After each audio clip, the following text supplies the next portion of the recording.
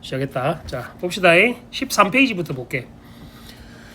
독서의 대상이 되는 글이나 책을 독서 자료라 한다. 우리가 주위에서 자주 접하는 잡음 잘 들어가면 좋다. 그래?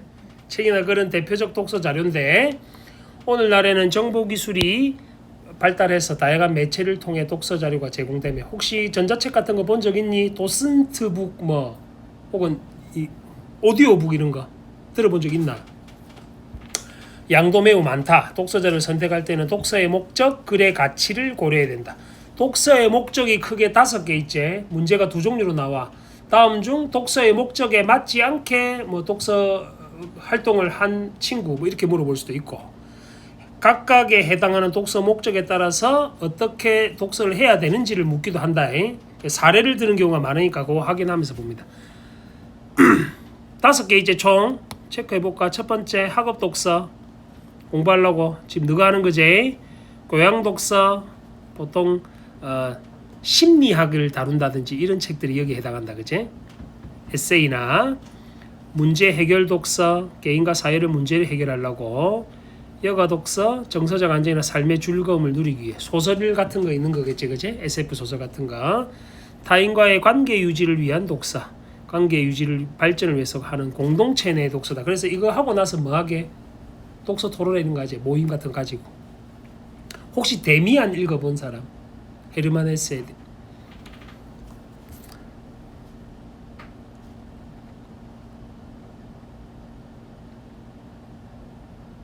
사람이 물어보면 댓글을 좀 해라. 안 읽어봤으면 안 읽어봤다 좀 하고. 안 읽어봤어? 에르난이 좀 책 많이 읽어봐야 되는 거 아이가? 예술적 상상력을 늘리려면 책 좀 읽어라. 제발 좀.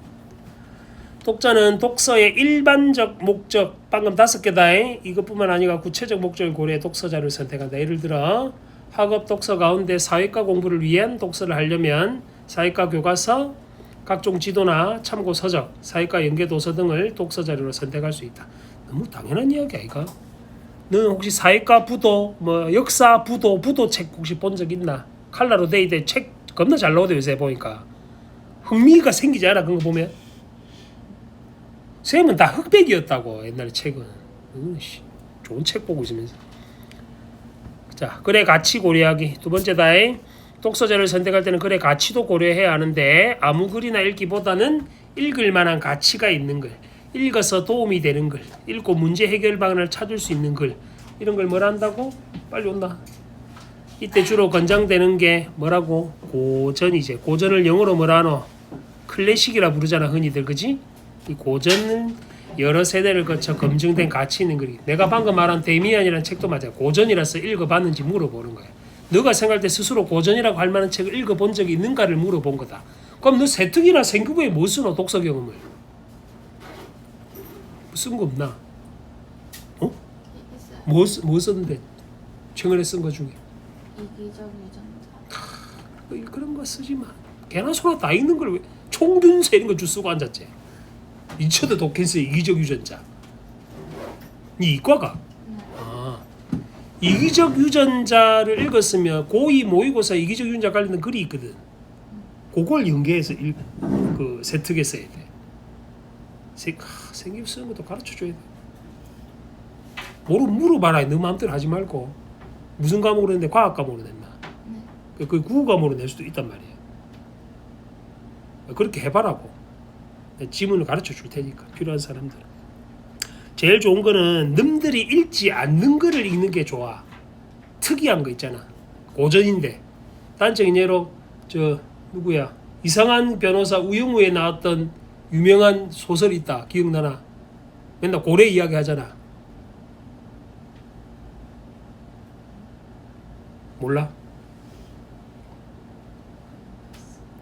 아, 우영우를 안 봤나?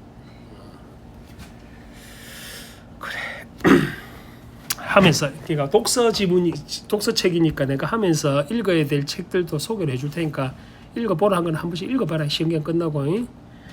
독서 자료를 잘못 선택하면 독서의 실패에 시간과 에너지를 낭비하고 독서에 대한 흥미가 떨어질 수 있다. 그러므로 자신의 독서 목적에 맞고 가치 있는 것을 선택해야 하며 이를 위해서는 직접 살펴보거나 전문가들의 평을 참조하는 게 좋다.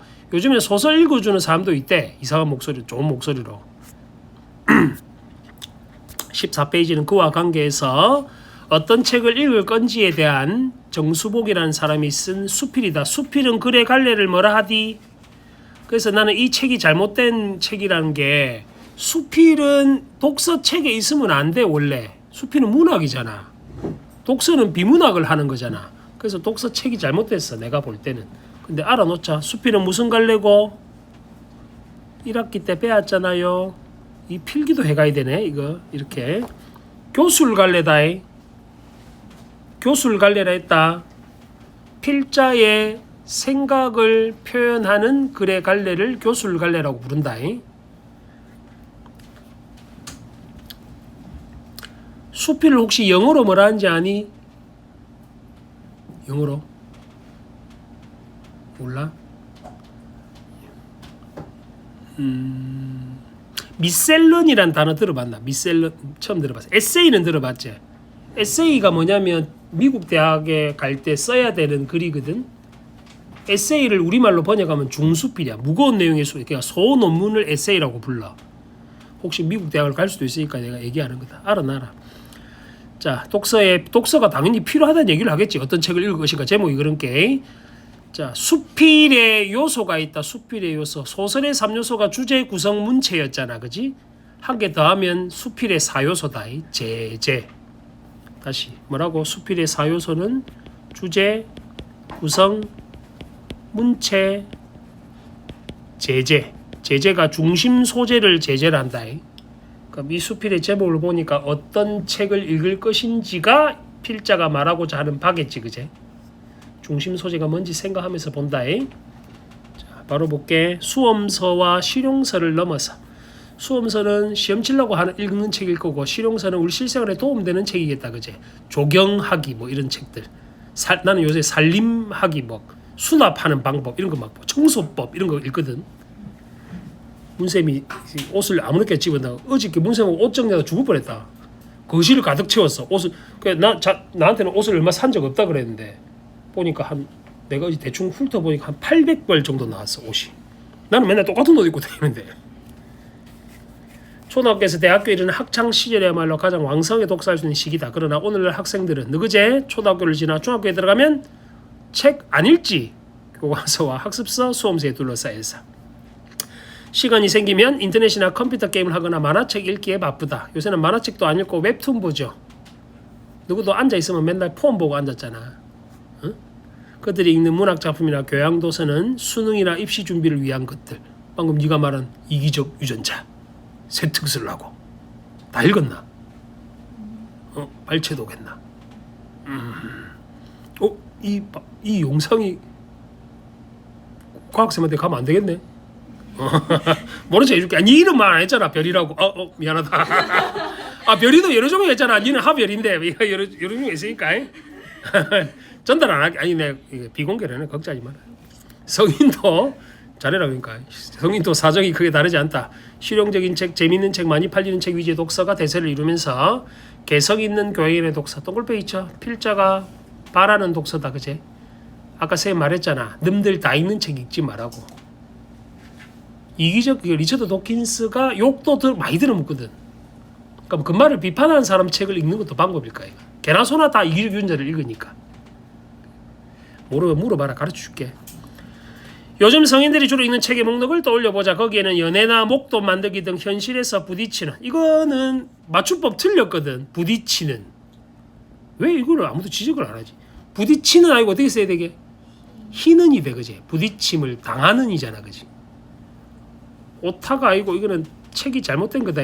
고쳐놔라. 문제 해결에 도움을 주는 책, 요리와 재산관, 내가 보는 책들이네. 여행, 취업, 생업 등에 도움을 주는 책이 포함되어 있을 것이다. 반면 당장에는 쓸모없어 보이지만 그것도 동글페 있죠. 정신을 살아있게 하고 성장하게 하는 책. 이게 뭔데? 필자가 바라는 개성 있는 교양인의 독서를 이렇게 표현한 거다. 그제? 같은 말을 묶을 줄 아는 게 중요해. 글을 읽을 때는. 비문학 독해할 때도 마찬가지다. A를 다른 말로 뭐라 하는지를 찾아내는 연습을 하는 거예요. 책의 비중은 점점 줄어들고 있다. 진정 자신의 정신적 삶을 풍요롭게 하고 싶은 교양이라면 잘 팔리는 인기 도서를 넘어 이걸 뭐라 그래? 베스트셀러라 그러지?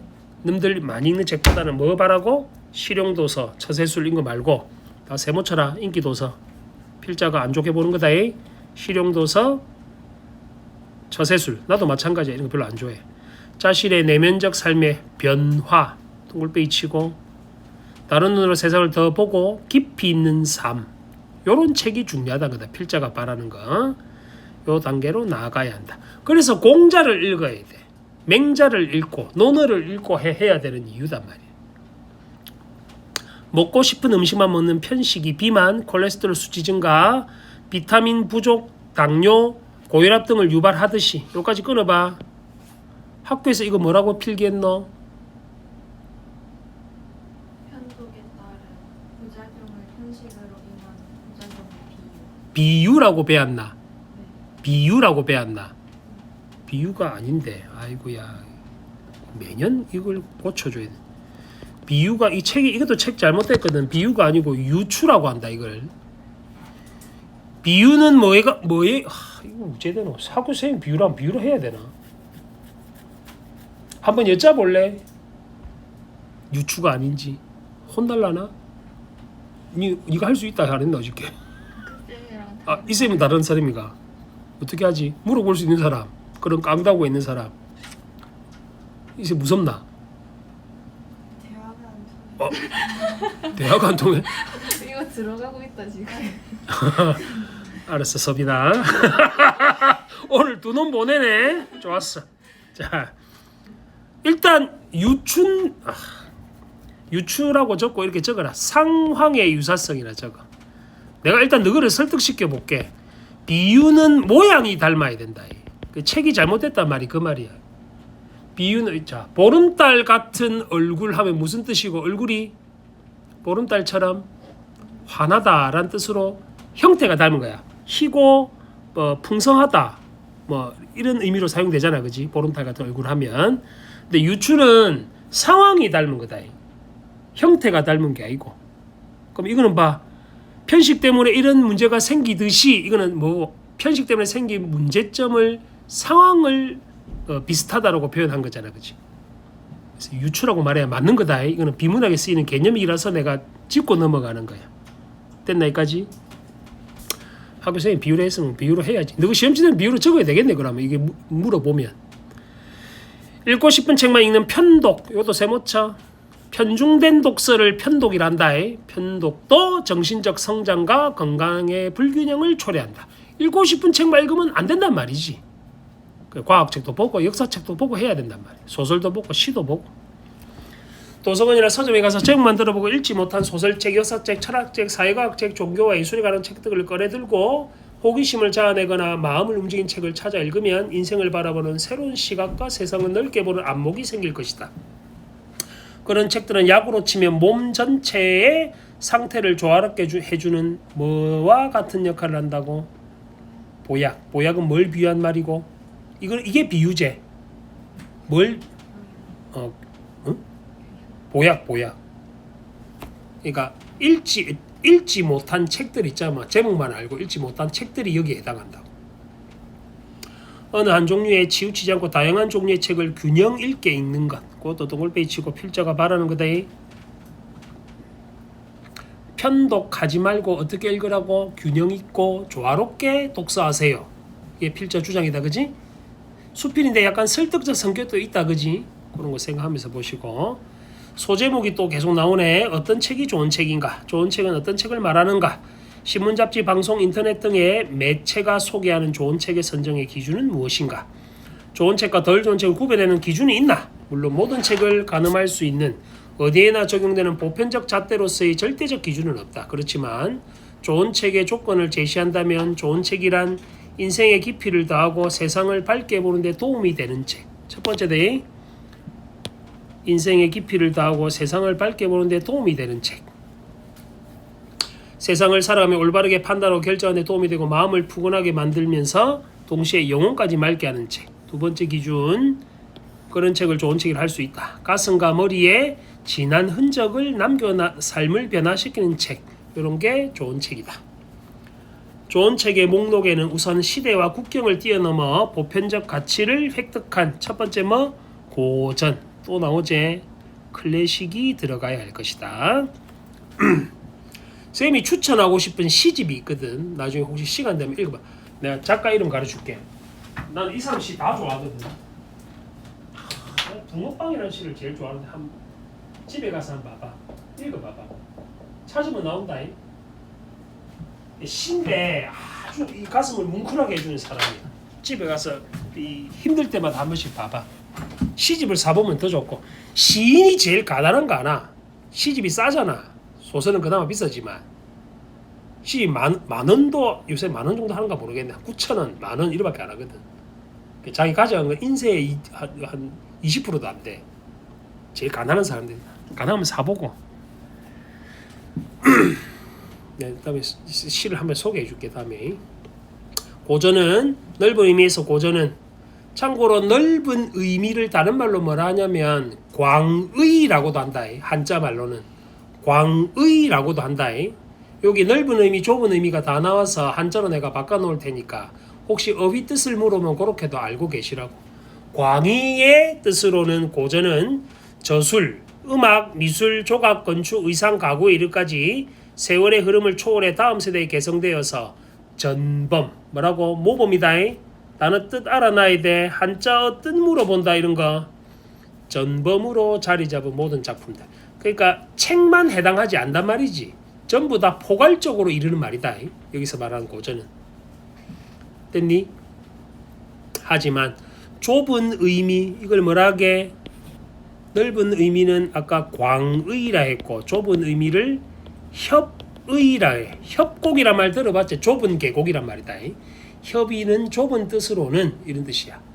좁은 뜻으로는 고전은 오랜 세월 동안 많은 사람에게 16쪽 높이 평가되고 사랑받아온 저술을 가리켜 걸작과 명저 가운데에서도 세월의 흐름을 견뎌서 살아남은 책, 여러 세대에 걸쳐 끊임없이 읽히는 책, 최소한 몇십 년 길게는 몇백 년의 시간 동안 계속 읽히는 책이 고전이다.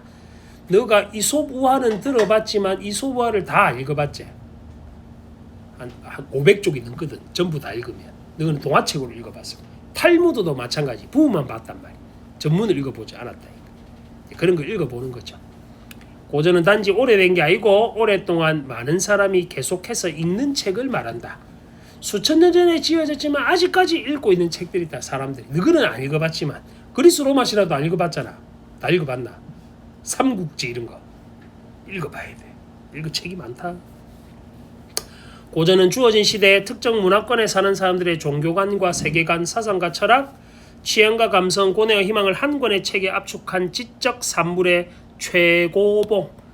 최고봉이란 말이지. 요게 비유적 표현이다. 고전을 최고봉에 비유했다. 그러므로 고전은 한 작가의 창작이기에 앞서서 한 문명권과 인류 전체의 소중한 문화유산이라고 할 수 있다. 세월이 흘러도 여전히 인간과 세상을 이해하는 데 도움이 되는 지혜를 담고 있는 고전이야말로 인류 문명을 지속시키는 수단이다. 우리는 인류가 남긴 고전을 읽으면서 우리 역시 오랜 시간 문명을 발전시킨 인류의 고귀한 구성원임을 느낄 수 있다. 인류가 문자로 생각을 기록하기 시작한 머나먼 과거에서 오늘날까지 동양과 서양에서 살아남은 고전 속에는 인간이 스스로를 들여다보고 새로운 세상을 만드는 데 필요한 온갖 사유와 지혜, 지식과 정보가 들어있다. 동서고금, 단어 뜻 알아놓는다. 동쪽, 서쪽, 동양, 서양이제 고금, 옛날과 지금. 그러니까 동서양, 옛날과 지금을 통틀어서 이 말이다.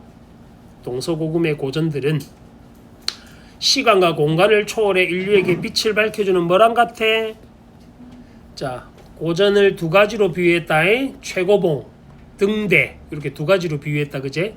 비유적 표현 사용된 게 이 글의 특징이니까 그런 거 잘 확인하게 하시면 좋겠습니다.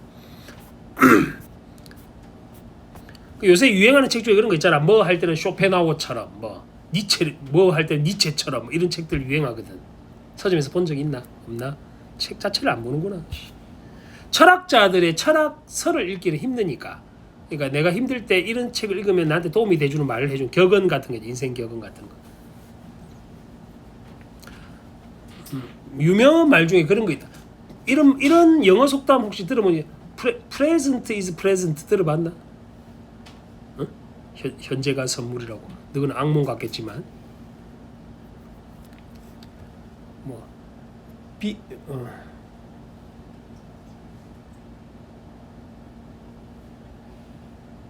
아씨.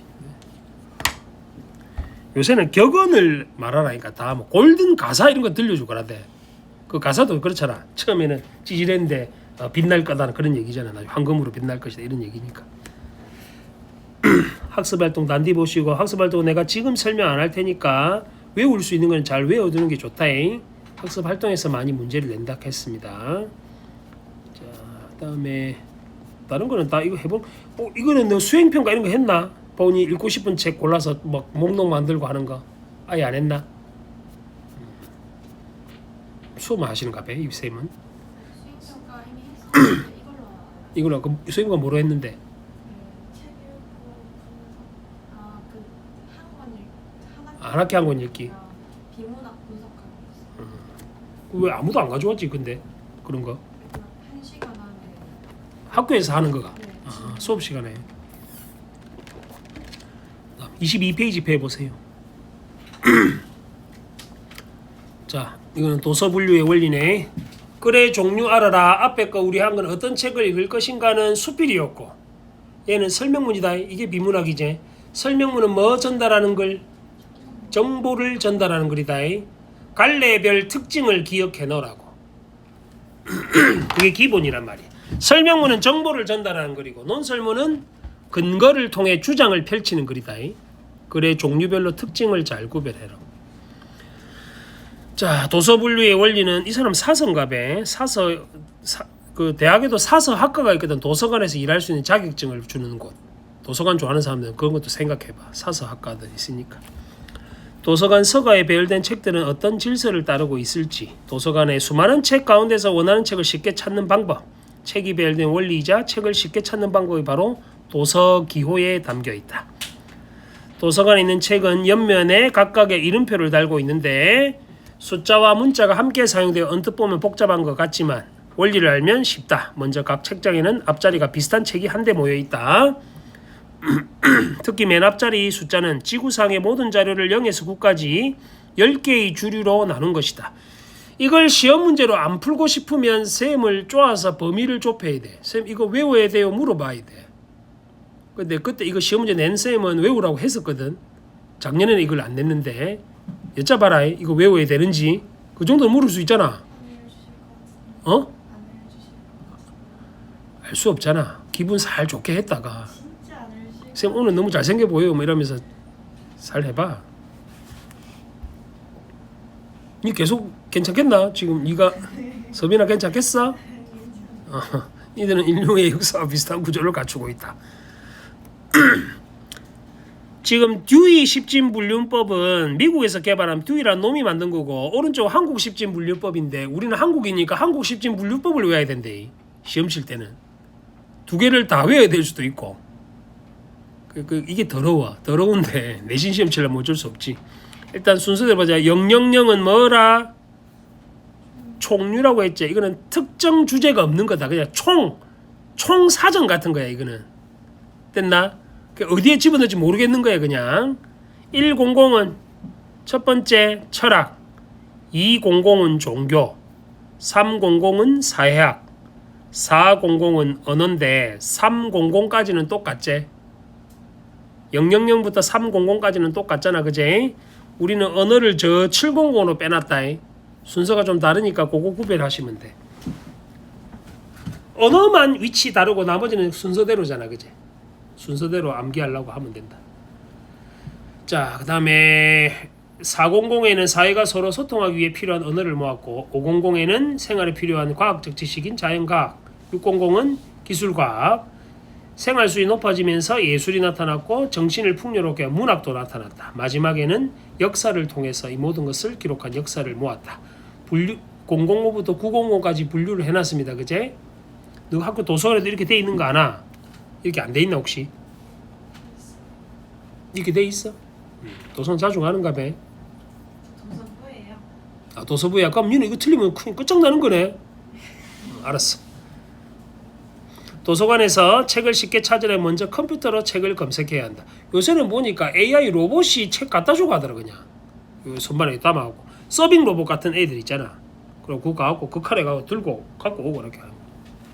그런데 컴퓨터는 책의 청구 기호를 알려줄 뿐 책을 직접 찾아주지는 않는다. 옛날 책이 옛날 글이네 이것도. 청구 기호를 들고 책을 찾는 것은 사람의 몫이다. 23페이지 이게 중요하대. 청구 기호가 410.912-794 시옷인 책이 필요하면 먼저 410번대에 책이 있는 책장을 찾아야 된다. 410번대는 누구? 뭐 있는 거고? 자연과학이겠네, 그제? 우리나라로 따지면 이때 수많은 책장을 하나하나 살피지 말고 책장 옆면을 보면 400에서 414.8이라는 책장을 발견하면 410.912에 해당하는 책은 이 책장의 오른쪽에 있을 가능성이 높다. 왜냐하면 요거는 형광펜 칠해놔라. 왜냐하면 분류 기호가 낮은 책부터 어디에서 어디로 책을 꽂으니까 왼쪽에서 오른쪽으로 책을 꼰다 했지. 근데 410.912는 413.8에 가깝잖아. 그러니까 오른쪽에 꽂힐 가능성이 높다고. 항상 전제에 해당하는 문장을 표시하는 습관을 가져야 돼. 문제로 잘 낸다. 너가 허투루 보내기 쉬워서 그래. 이것도 사례 적용 문제로 내면 410.912 말고 막 예를 들어서 403. 얼마 이러면 어디를 찾아야 되겠노? 왼쪽을 찾아야 된단 말이잖아. 다르게 말하면. 이해되겠지 무슨 말인지? 또 맨 위층에 있는 책일수록 분류 기호가 어떻다고? 낮고 아래로 갈수록 분류 기호가 커진다. 그러면 413.7이면 책이 어디에 있겠노? 오른쪽 아래편에 있겠네, 그지? 수면 왜 어렵나? 어려워? 그럼 뭐에 헷갈리는 게 있나? 자, 분류 기호가 비슷한 책 사이에서는 숫자 크기를 비교하자. 410.9가 있다면 오른쪽에 410.911이 있고 410.912는 더 오른쪽에 있겠지. 커지면 커질수록 오른쪽에 집어넣는다 했으니까 모든 숫자가 같으면 도서 기호의 문자를 보자. 도서 기호의 문자는 기역부터 비역까지 아부터 오 순으로 비교하면 된다. 청구 기호에는 지금까지 설명한 것 외에 몇 가지 기호가 더 붙기도 하는데 대표적으로 분류 기호 앞에 한글이나 영어 알파벳이 붙어 있는 걸 뭐라 한다고? 별치 기호라고 하지. 그럼 옆에 예문에 도서 청구 기호에서 어라고 있는 게 별치 기호에 해당한단 말이야. 이는 책의 특성이나 이용 목적에 따라 여 말고 별도 장소에 있다는 뜻이다. 예를 들어서 어라고 적힌 책은 어디에 가야 있다? 어린이에 가야 찾을 수 있다 이 말이겠지. 근데 이게 잘못 보면 어른이라고 할 수 있는 거 아이가? 응? 안 재밌나?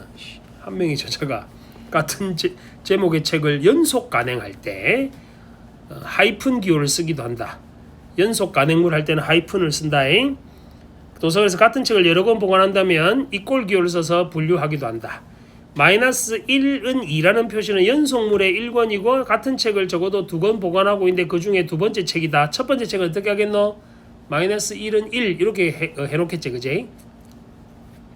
때로는 책이 나온 해를 표현하기 위해서 2011 같은 연도를 마지막에 붙이기도 한다. 그러면 지금 위에 예문으로 되어 있는 410.8 기역 391 시옷 마이너스 1은 2 이런 거 뜻이 뭔지 해석해라라고 문제를 출제할 수도 있단 말이대. 이해되시겠지? 오늘 준 문제도 이거 있다. 청구 기호 갖고 하라는 문제가 나온대. 지문은 물론 주겠지만은 미리 기억해 놓고 가면 수월하잖아 문제 풀 때. 시간 아끼려고. 다음에 주제 통합적 독서 24페이지 볼게. 요거는 서술형으로 잘 내는 게 있어. 주제 통합적 독서. 자, 저 밑에 봅니다. 24쪽 밑에. 독서를 할 때는 하나의 글을 깊이 이해하는 것도 필요한데 동일한 화제를 다룬 다양한 글을 읽으면서 화제에 관한 지식을 넓혀 나가는 것도 중요하다. 같은 화제를 자 정의한 거 봐라.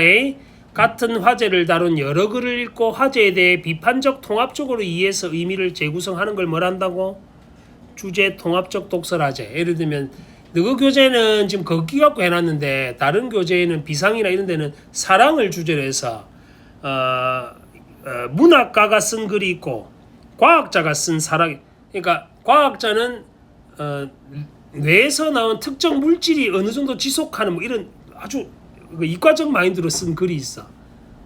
그리고 죽음을 불사한 사랑을 다룬 이야기도 있고. 그러니까 그런 걸 주제 통합적 독서라고 한다, 그지? 이것도 마찬가지인데. 왼편을 볼게. 주제 통합적 독서와 상호 텍스트성. 상호 텍스트성이 뭔지 잘 봅니다. 하나의 글은 내용상 다른 글과 연결되어 있고 새로운 글을 생성하는 바탕이 되기도 하므로 다양한 글을 서로 관련지 읽을 때 글의 의미가 제대로 이해될 때가 있다. 이런 글들의 자, 요거는 왜 안 알아? 이런 글들의 상호 관련성을 뭐라 한다고? 상호 텍스트성이라고 한다잉. 말 그대로 주제 통합 독서에서 기억해야 되는 상호 관련성을 상호 텍스트성이라 그래. 과학자가 쓴 사랑, 예술가가 쓴 사랑, 이런 게 상호 텍스트성이 있다 이 말이다. 주제 통합적 독서라고 부르고. 잘 기억해 놓도록 동일한 화제를 서로 다른 관점으로 쓴 글을 가리키는 말이다. 25페이지 주제 통합적 독서의 장점. 주제 통합적 독서는 일상생활에서 흔히 볼 수 있는데 너 검색하는 거 잘 생각해봐. 유튜브나 검색할 때 보면은 그냥 아무 생각 없이 이게 이걸 뭐라노? 튕구는 게 아니고 스크롤을 하기도 하지만 필요해서 뭐 찾기도 하잖아. 전구 가는 법 이런 거 있잖아. 너가 찾지는 않겠지만 그제? 나는 자주 찾아봐.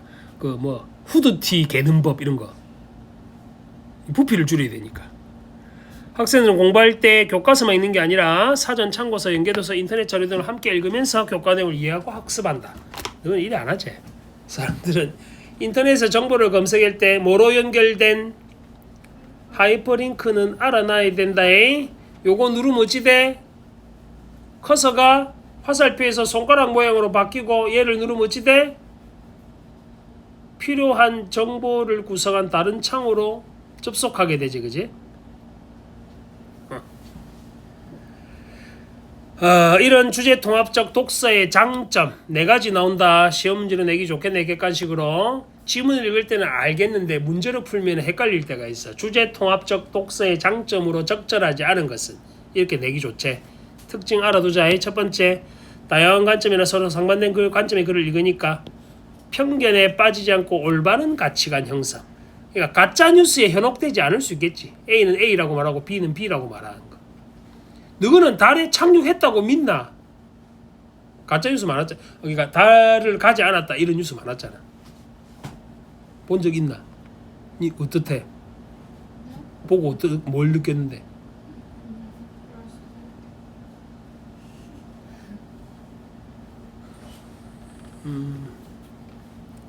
전혀 뭐 이렇게 탐구심은 없네. 네, 아직 아무것도 밝혀진 게 없잖아요.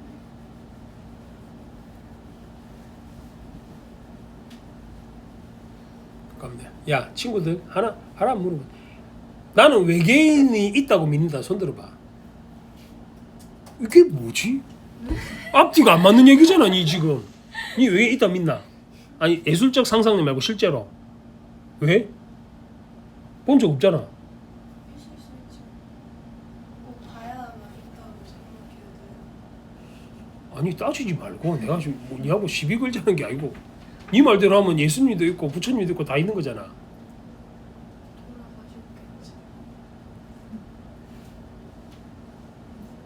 귀신도 있나? 이제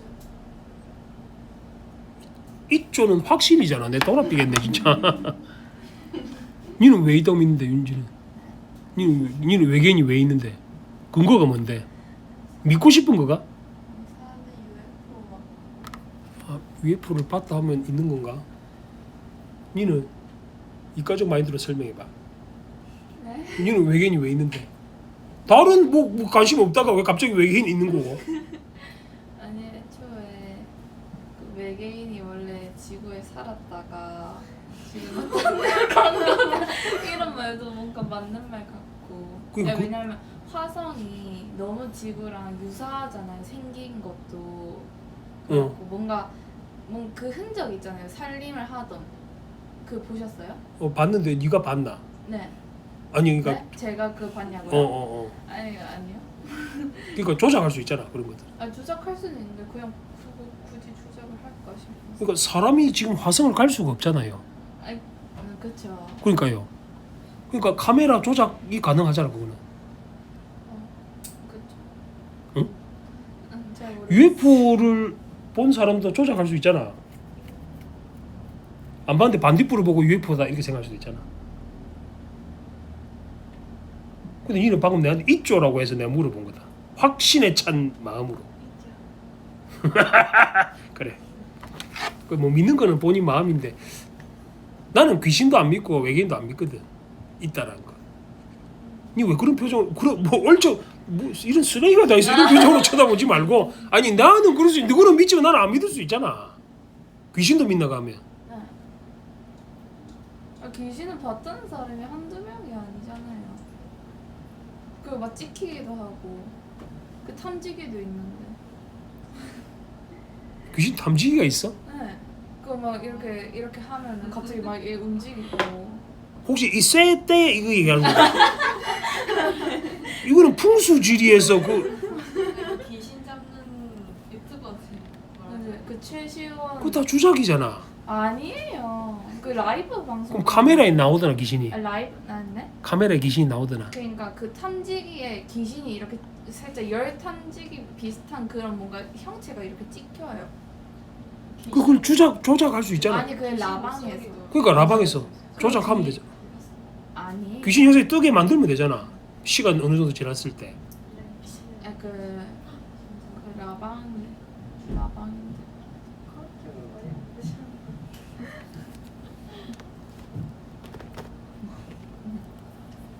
나 이해를 할 수가 없네. 그러니까 상대를 설득을 해야 되는데 만약에 내가 그런 주장이 있으면 그 근거를 들어야 되잖아.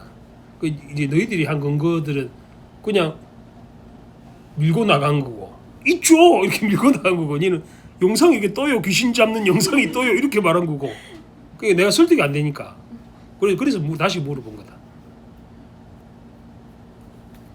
근데 봤다고 생각할 가능성이 높지 않겠나 귀신은? 외계인은 솔직히 난 모르겠고 우리랑 거리가 좀 먼 이야기 같고 화성은 가볼 수도 아직 없는 상태니까 더더구나 그렇고 달도 못 가보는데 지금 60년 이후로 달도 못 갔잖아. 한 번도 비싼 게 돈이 많이 드니까.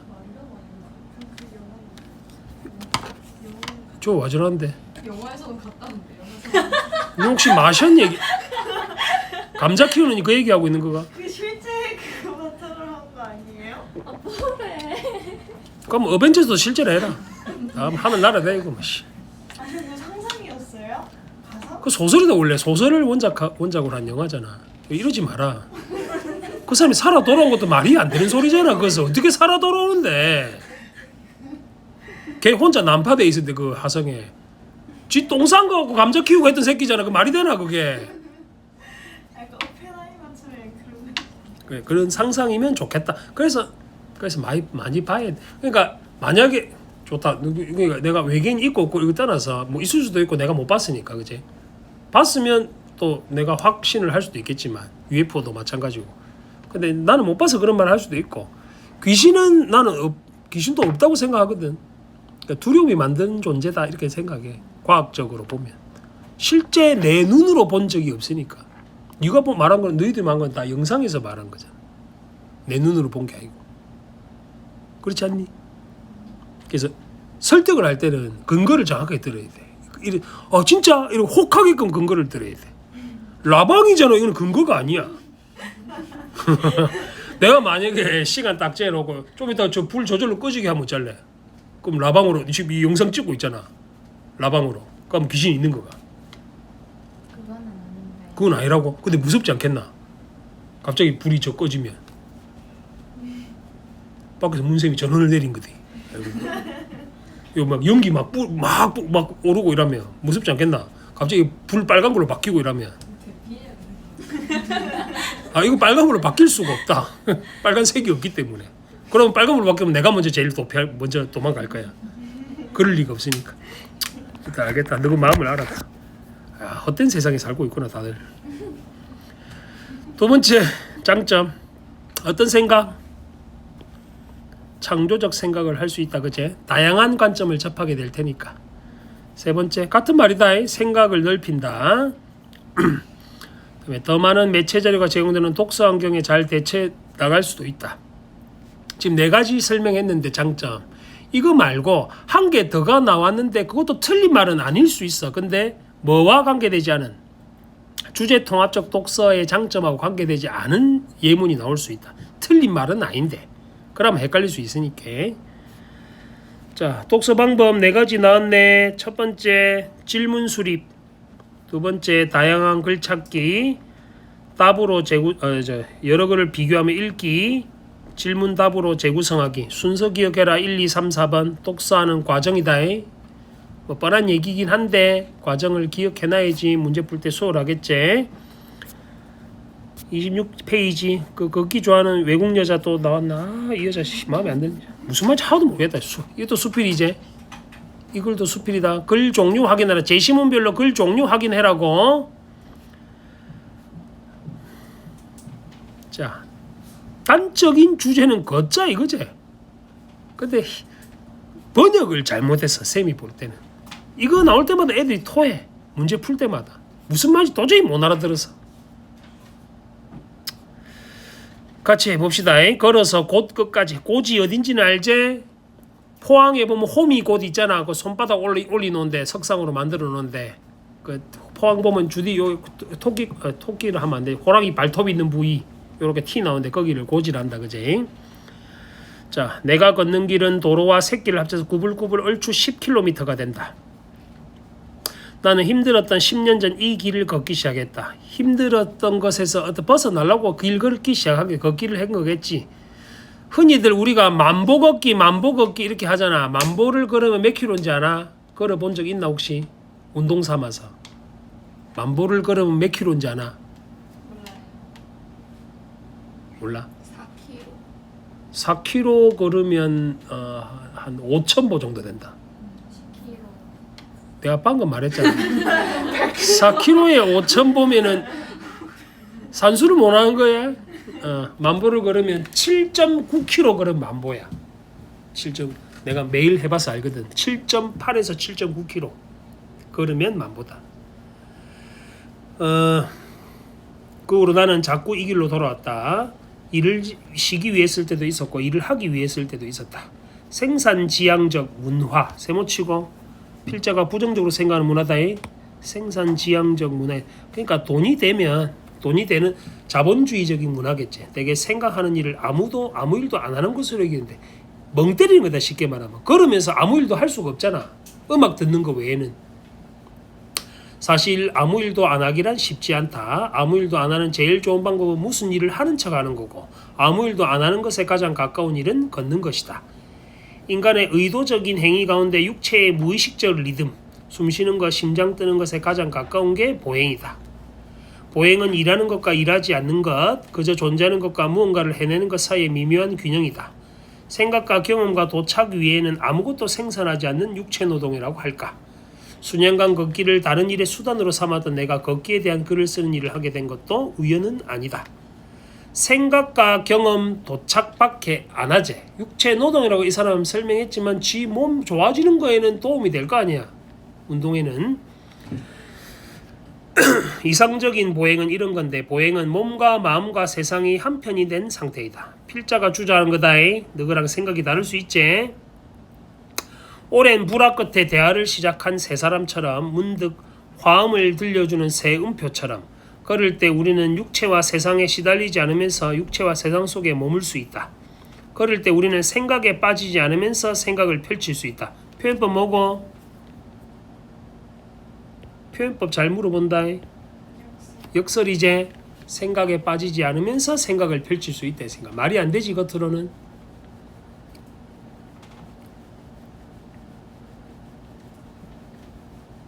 곧 여기저기에 흐드러지게 피는 보라색 루핀꽃이 보이지 않는 이유가 아직 때가 아니어서인지 벌써 때가 지나서인지 확실치 않았지만 샛길로 통하는 도로의 그늘진 가장자리는 하얀 냉이꽃이 자라고 있었다.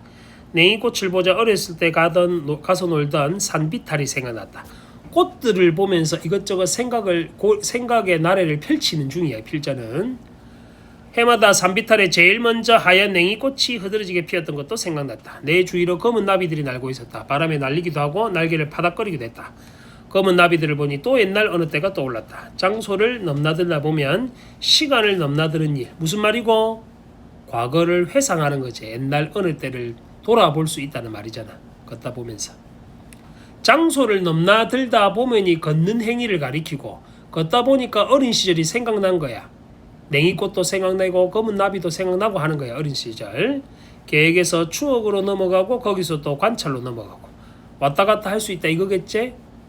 추억했다가 다시 보게 됐다가 다시 과거로 갔다가 왔다 갔다 할 수 있단 말이다. 이게 뭐? 시간을 넘나드는 일이다. 그지? 그래서 나는 구도 운동장을 이렇게 다람쥐처럼 돌거든. 뚱뚱한 다람쥐처럼 이렇게 뱅글뱅글 도는데 저는 근데 추억을 생길 게 없어. 그냥 뱅글뱅글 도는 것밖에 없기 때문에. 요게 무슨 뭐 한강공원이 있다든지 이러면 좀 다르겠지만 이 동네는 정말 안 좋아. 운동하기가. 저 수영이나 이런 데 가면 그 뛰고 운동할 때가 참 많은데 안타깝다. 공원도 없고 이 동네는. 심지어 구도 운동장 부수고 아파트 질러 했었잖아. 알고 있나? 사람들 막 데모하고 그랬다 이거. 아파트 못 짓게 하려고. 근데 댓글 중에 억수로 웃긴 놈 댓글 봤어. 댓글에 뭐랬는지 아나? 아파트가 생기면 마트도 생기고 좋잖아요. 마트도 생기고 뭐 피트니스 센터도 생기고 좋잖아요. 근데 그 밑에 댓글을 단 사람이 뭐랬는지 아나? 그게 아파트 거지 우리 거가. 바보 멍청하네. 똥 멍청이야 그러니까. 근데 왜 여기는 이마트 같은 게 안 생기지? 홈플러스? 저 탑마트 있거든. 홈플러스는 마트라고 보기 힘들지. 슈퍼마켓 아이가 그거는.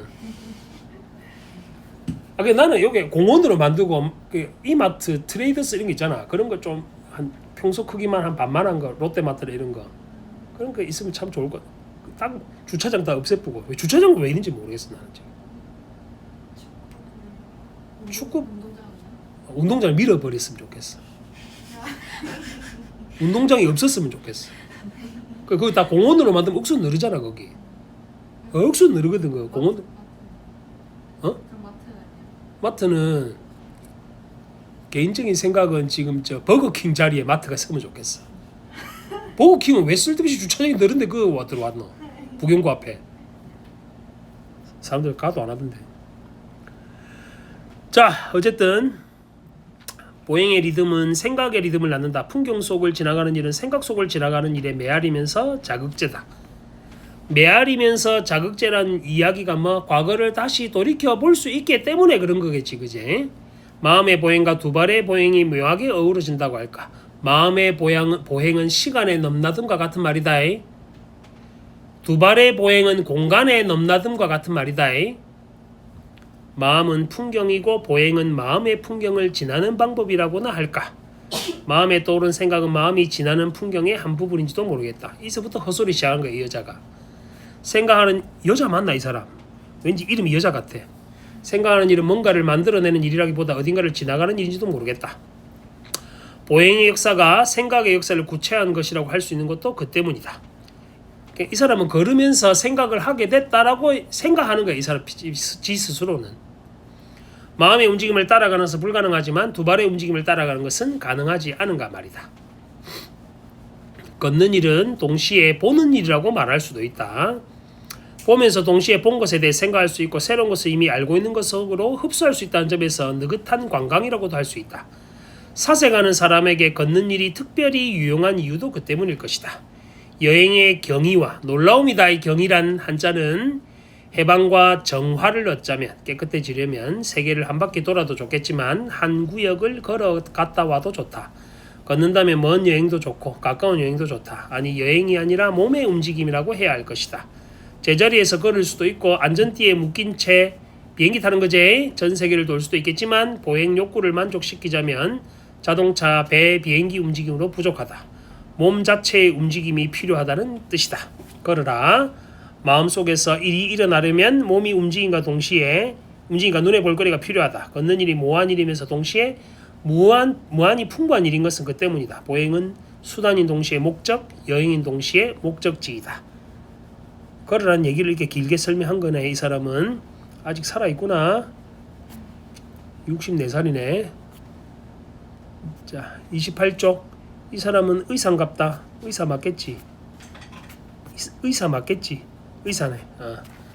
걸으라는 사람이다, 그제? 의사가 쓴 설명문이다. 걷기 운동. 아휴, 참 이걸 하고 있어야 돼. 토할 것 같아. 설명문은 정보 전달한 거니까 걷기가 왜 건강에 좋은지를 설명하는 글이겠지, 그제? 단순화 시키면서 본다. 걷기 운동은 생활 속에서 가장 안전하게 할 수 있는 유산소 운동이다. 걷기 운동은 허리, 무릎, 발 등 관절에 무리한 하중을 주지 않기 때문에 운동을 처음 시작하는 초보자뿐 아니라 노약자, 심장병 환자, 비만자에게도 좋은 운동이다. 근데 살을 빼려면 걷기를 하루에 얼마 정도 해야 되게? 내가 예전에 헬스장에서 러닝머신 걷는 여자애를 봤는데 겁나 뚱뚱했어. 여자애가 내랑 2달을 내 옆에서 계속 뛰었어. 그 여자가 뛴 건 아니고 계속 걸었어. 근데 속도를 내기 힘드니까 앞에 이렇게 발을 잡고 폰 이래 보면서 막. 근데 하루에 4시간씩 걷는 거야. 그 여자가 러닝머신을 4시간 걸으면 거의 옥수 힘들거든. 4시간을 건다 생각. 그래서 나는 옆에서 한 1시간 같이 하는 거 보고 막 여기 다른 데 가서 막 깔짝깔짝하고 와서 보면 또 계속 걷고 있고 2달 딱 했는데 완전히 3분의 1이 돼서 나타나더라고. 깜짝 놀랐다. 하루에 4시간씩 매일 걸었어. 그 여자는. 그 정도 되면 살이 빠져. 근데 내가 1시간씩 매일 해봤는데 안 빠져. 1시간 해갖고는 4시간 정도 땀을 쫙 빼야지 살이 빠져. 아니면 뛰는 거를 하루에 1시간을 뛰든가. 걷기는 살 뺄 때는 별도 없는데 뛰는 게 제일 살 빼는 게 좋다. 근데 뛰면 무릎이 안 좋아질 수 있으니까 그게 문제지만. 서빈아, 늦게 와서 잘래? 오늘 요게 네 이름 3번 더 갔다 해. 또한 장소나 시간, 경제적 여건에 영향을 크게 받지 않으면 특별한 기구 없이도 누구나 할 수 있다. 근데 몰라서 그렇지. 신발값이 들지. 좋은 운동화 사면 비싸지니까. 그러나 누구나 할 수 있다 해서 아무렇게 해도 되는 건 아니다. 걷기 운동은 간단하고 쉬워 보이지만 나름 방법과 유의사항이 있으므로 이를 잘 숙지하고 운동해야 된다. 걷기 운동 좋다 해놓고 본문에서 중간글에서 뭐라는지 봅니다. 걸을 때는 허리를 곧게 펴고 머리를 세운 자세를 유지, 팔에 무리한 힘을 주지 않고 가볍게 흔들면서 걷는다. 팔을 안 흔들면서 걷는 게 더 웃기겠는데? 발을 내디딜 때 발 뒤꿈치가 먼저 땅에 닿게 하고 발바닥으로 지면을 차듯이 전진하는 것을 반복한다. 지금 방금 읽은 요 문장이 뭐냐면 전문 용어로 리어푸시래. 여봐, 가르쳐줄게. 발 뒤축을 여기에서 발을 지면을 요렇게 닿고 발 앞꿈치로 이렇게 걸어가야 돼. 뛸 때는 어떻게 뛰게? 너가 뛸 때 생각해봐. 어떻게 뛰는데?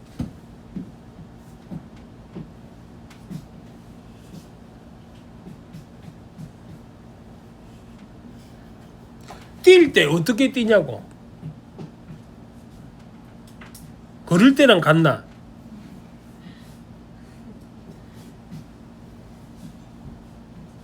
네 팔자걸음으로 뛰지. 안 뛴다고? 아니 신호등이 급하게 뛰어야 될 때가 있잖아. 살면서 버스가 왔다든지.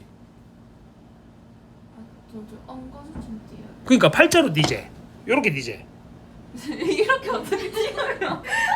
팔자는 그렇게 뛰는 게 아닌데 다리를. 이걸 어떻게 이렇게 뛰어요? 모르겠어요. 아 근데 네 뛰는 거 봤다. 이렇게 뛰더라. 저요? 이 동네 다니다 조심해. 내한테 맨날 걸린대. 수빈 니 맨날 만나고 그랬잖아. 니 절로 그 구동장 거쳐서 가잖아. 집에 갈 때. 잘 모르지. 내가 뛰는데 니가 내를 못 봐서 그래. 난 니를 맨날 봤는데. 열로 지나쳐서 가잖아 니. 저쪽 뭘 무서워 임마. 내가 니를 쫓아간 게 아니고 니가 내 앞을 지나간 거라니까. 저쪽 육교 쪽으로 가지 않나? 네. 가로질러서. 네. 내가 7월 8월에만 한 10대 번 본 것 같은데. 그 내가 가만히 지켜만 보세요. 꼭 뭐라 해야 되는데 땀을 뻘뻘 흘리고 있는데 니한테 가서 안녕 인사할까? 내가 뛰고 있는 중에. 그게 더 이상하지 않나? 그래. 뛸 때는 가운데 중족부를 먼저 터치하고 뛰어야 돼. 말이 어렵다. 그래. 내가 걷기 하자. 내가 지금 뛰는 걸 할 게 아니고 지금. 하여튼 이래 간다고. 걸을 때는 우리 평소 걷듯이 그 말이다. 걷기는 속도에 따라 몇 가지로 구분된다. 구분은 종류별로 나눈 걸 구분이라 했지. 첫 번째 평보, 속보, 경보. 평보는 1시간에 몇 킬로? 1시간에 4km야. 그럼 너 만보 하려면 몇 킬로 해야 되노? 몇 시간 해야 되노? 2시간 해야 만보 나오지. 거의 기어가는 수준이라 생각하면 된다. 평보는. 속보 1시간에 몇 킬로? 6km. 경보는 1시간에 8km. 이게 만보다. 경보는 어떻게 하는가? 경보 선수 경기 본 적 있나? 엉덩이 실룩실룩 거리면서 겁나 빠르게 걷는 거 있잖아. 본 적 없어? 그게 경보다. 걷기 운동을 할 때는 속보로 걷는 것이 체력 증진이나 심폐기능 향상에 도움이 되는데 보폭은 평상시보다 약간 넓게 한다. 빠르게 걸어야지 살이 빠지는 거다. 걷기 운동 일주일에 며칠? 3에서 4일. 운동 시간은 40-50분. 점차 익숙해지면 속도와 주당 횟수를 늘리는 게 좋다. 횟수 맞춤법 맞나?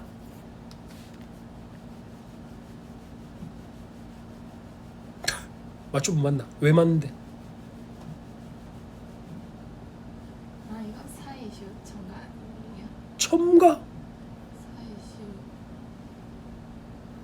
야! 이게 뭐 왜 맞는데? 와, 나 개수야, 개수야. 왜 개수인데? 왜 초점인데? 이렇게 배야 안 돼. 이렇게 배야 안 돼. 이렇게 배야 안 돼. 너 뭐 엄매도 하잖아. 알아야지. 너 김할 때 범이겠네. 한자 플러스 한자어는 사이시오스?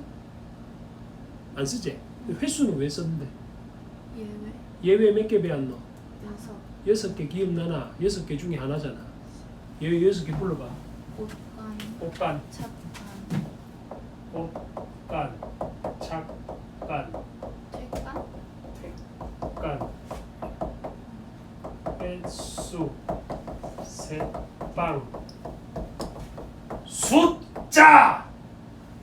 이렇게 6개 예외였대. 적어놔라. 어차피 누구 엄매도 나중에 막 한글 맞춤법이나 시험 칠 때 이것도 알아놔야 되니까. 한자 플러스 한자는 사이시옷을 쓰지 않는데 이 6개가 예외 단어였다. 기억해 두시라고. 누구 1학년은 한글 맞춤법이랑 중세국어 시험 봅니다.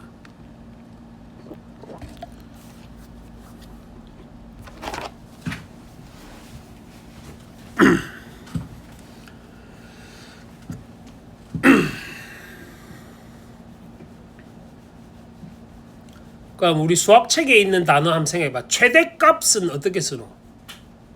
최대값. 어디 표기를 어떻게 하노? 최대값, 최소값 할 때. 사이시오 쓰지? 걔는 왜 쓰게? 걔는 왜 쓰게? 참 인생은 편하게 산다. 값이 우리말, 순 우리말이잖아. 값이. 그래서 걔는 사이시오를 쓴다. 최대는 한자고 값이 우리말이라서 사이시옷을 붙인다고. 그 최대값, 최소값이다, 그제? 수학생님 중에는 저 개수 말고 개수도 있다고 우기는 사람들이 있어갖고 예전에 싸운 적이 있었는데 개수는 없다, 그런 글자는 한글에. 개수라고 적은 수학생들 있지? 그 잘못됐다고 내가 한번 지적질했더만 개수하고 개수가 다른 겁니다 이렇게 얘기한 거야. 그걸 내하고 대판 싸웠어. 그런 글자는 세상에 없다. 모든 운동이 그렇듯 걷기 운동도 하기 전에 항상 뭐 해야 돼? 스트레칭을 해야 돼. 그래야 안 다친다. 몸이 예일되어 있어야지. 준비 운동은 발목, 무릎, 허리, 어깨, 목 등 관절 위주로 하고 어떻게 하는 거야? 밑에서 위로 스트레칭 한다. 스트레칭과 같이 관절의 가동 범위를 늘려주는 운동을 하는 게 좋다. 늘리라고 몸을 늘리라고. 그래야지 예열이 되면서 걸을 준비가 된단 말이야. 연령이 높거나 체력 수준이 낮은 사람은 처음에는 느린 속도로 걷고 점차 속도를 빨리 시간을 늘리면서 운동 강도를 높여나가는 게 바람직하다. 너가 그 걷기 운동을 하러 가보면 알겠지만 억수 나이 드신 분들이 특히 아줌마 팔 일하면서 걷는 파워워킹 하는 아줌마들이 있거든. 처음에는 못 따라가겠는 거야 이거 아줌마들을. 억수 자존심이 상했어. 그래서 뛰기 시작했어. 저 아줌마들을 제끼겠다는 의지로. 할매도 많은 할매 억수 많대. 맨날 해 그 아줌마 할매들은. 걷기 운동이 끝나면 준비 운동과 마찬가지로 관절 위주로 정리 운동을 해줘야 된다. 그러면 앞에도 준비 운동하고 운동하고 나서 정리 운동도 같이 해야 돼. 그래야지 몸에 부상이 없어. 그래서 보통 폼롤러 이렇게 몸 풀어주고 하는 거 봤지? 운동선수들 그거대. 초기 운동 단계에서 언덕기는 피하는 것이 좋다. 무릎이 다칠 수 있으니까. 교통량이 많은 지역은 매연이 심하기 때문에 이 동네제 피하는 게 좋다. 겨울에는 눈길이나 빙판길에서 운동하면 넘어지니까 시멘트나 아스팔트 위에서 걷기 운동하면 충격이 관절에 그대로 전달되므로 운동장을 이용하는 게 바람직하다. 심장병이 있으면 겨울에 차가운 공기를 마시면 가슴에 통증이 있으므로 실내에서 러닝머신을 해라. 걷기 운동을 본격적으로 실시하기 전에 우선 자신의 몸 상태를 알아라. 심장이나 혈관에 이상이 있는 사람에게 무리한 속보 운동은 오히려 독이 될 수도 있다. 따라서 평상시에 무릎, 허리를 비롯한 관절 부분에 통증이 있는지, 조금만 움직여도 숨이 차는지, 운동할 때 가슴 주변에 통증이 있는지, 운동하다가 쓰러진 적이 있는지, 기타 질환, 정형외과적인 문제가 있는지 등 우선 살피고 자신에게 적합한 강도로 운동한다. 평발인 사람은 잘 못 뛰거든. 발바닥이 평평한 사람 있지? 보통 여자들 중에 많은데 그런 사람 뛰기 되게 힘들어. 마지막 결말 걷기 프로그램을 일정하게 유지하면 건강에 이로운데 특히 열량을 소비하는데 살 빼는 데 좋다. 체중 조절이 목적이라면 길고 느릿한 걷기가 짧고 빠른 달리기보다 바람직하다는 것을 기억하라. 이게 요새 유행하는 슬로우 조깅에 대한 설명이야. 천천히 뛰라고. 또한 자신에게 적합한 속도에 맞춰 장시간 걷는 게 좋다. 그 밖에도 규칙적 걷기는 근육뼈와 관절을 강하고 건강하게 해준다.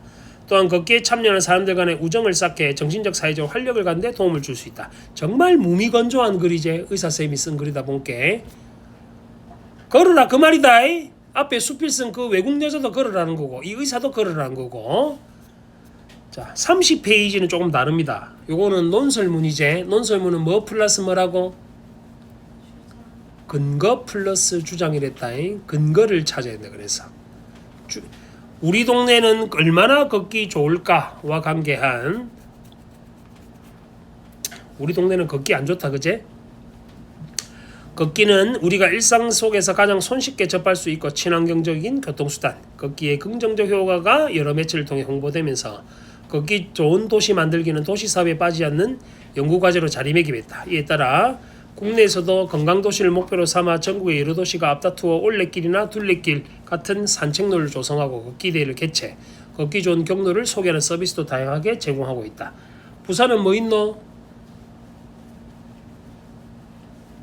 부산에 뭐 있노? 걷기 길. 기장서부터 이렇게 걷잖아. 5, 6도로 해서. 돌아버리겠네. 부산 사람들이 왜 모르지? 몰라? 올레길은 제주도잖아. 둘레길은 지리산이고. 부산은 해파랑길 이런 거 안 들어봤나?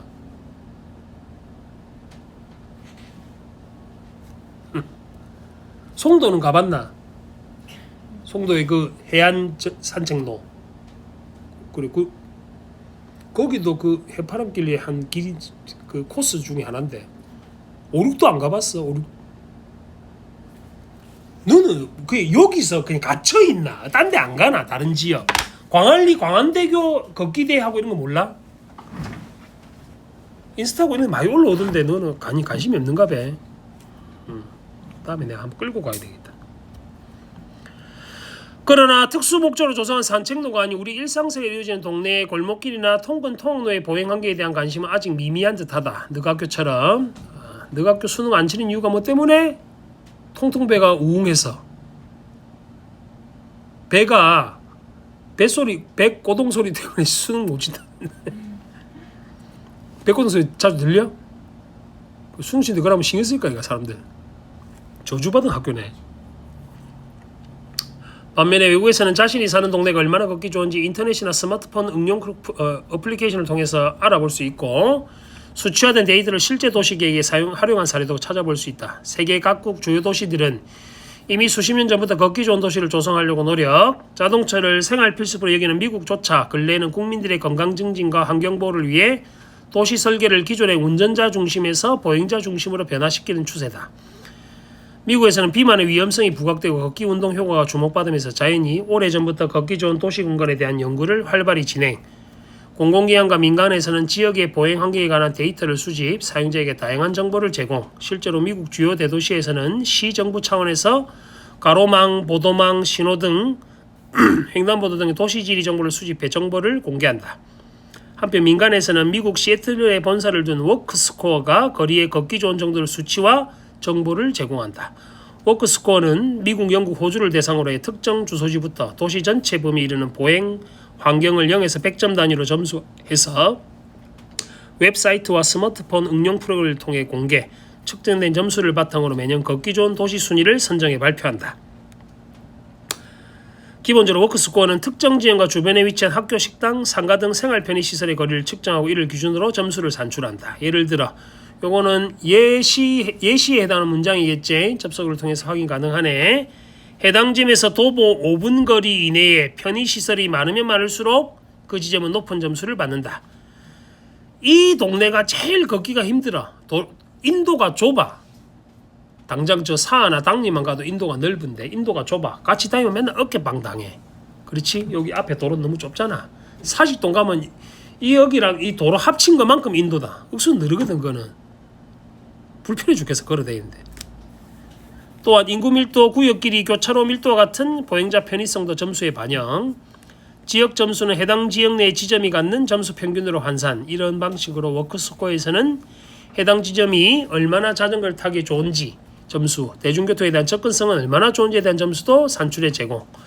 워크스코어는 부동산 업계뿐 아니라 각종 언론, 학계, 시정부의 계획 수립 과정 등 다양한 분야에서 활용된다. 걷기 좋은 동네 만들기는 국내에서 최근 활발히 진행되고 있는 지속 가능한 도시 만들기, 도시 재생 사업 등에서 중요하게 다뤄지는 주제다. 이를 위해 현재의 도로 환경을 분석하고 걷기 좋은 보도 환경을 조성하기 위한 데이터 구축과 정보 제공은 매우 중요하다. 특히 우리나라는 스마트폰 보급률이 매우 높고 선진화된 정보기술을 갖추어서 새로운 공간의 지리 정보를 구축하기 위한 기반이 충분하다. 실제로 최근 몇 년 사이 민관이 협력해 지역에 필요한 지리 정보를 제공하는 커뮤니티 매핑 서비스들을 다양히 제공. 대표적으로 서울시 도시시설물 관리 커뮤니티 맵이라는 맵은 일반 시민들의 제보를 바탕으로 시설물 관리에 대한 정보를 시에서 수집, 문제에 대해 신속히 조치함으로써 시민들의 긍정적 반응을 얻었다. 국내에서도 외국에서와 같이 걷기 좋은 보도 환경을 조성하려면 우리가 지닌 기술력과 기반 시설을 바탕으로 해 보도 환경에 관한 데이터를 구축, 이를 도시계획에 적극적으로 활용하도록 노력해야 할 것이다. 맨 마지막 문장이 주장이네. 필자의 주장. 별거 없습니다. 이건 내용이 정말 무미건조한 글이지. 그럼 가나다 걷기를 통해서 무조건 문제로 나오는 게 33페이지에 있는 4번 문제다. 33페이지 4번 봐봐. 자, 가는 글의 분야 중에 인문이라 했는데 이거는 수필이지 쉽게 말하면. 근데 분야라 했으니까 수필 중에서도 걷기 인문 영역 철학적 사고를 다루고 있었기 때문에 인문이라 한 거다. 나는 생활 건강 됐나? 과학이니까 과학적인 내용이니까. 나는 사회에서 어떻게 할지 걷기 좋은 동네를 만들기 위해서. 성격은 가는 읽어봐도 추상적이고 비유적이고 말도 안 되는 말이잖아, 그지? 나는 설명적이고 다는 설득적이다, 그지? 가가 추상적이고 비유적인 이유는 문학이라서 그래. 수필이라 했잖아, 그지?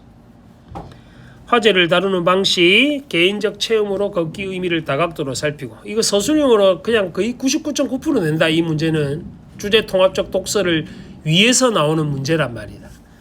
나는 정보 알려주고 장점에 대해서. 나는 외국 사례로 아까 워크스코어 봤지? 외국 사례를 국내에도 제시해서 국내에도 보행 환경을 개선하기 위해 노력해야 한다. 그걸 주장하기 위해서 설명한 글이다. 주장한 글이다. 그래서 요 문제를 잘 확인하시도록. 됐니?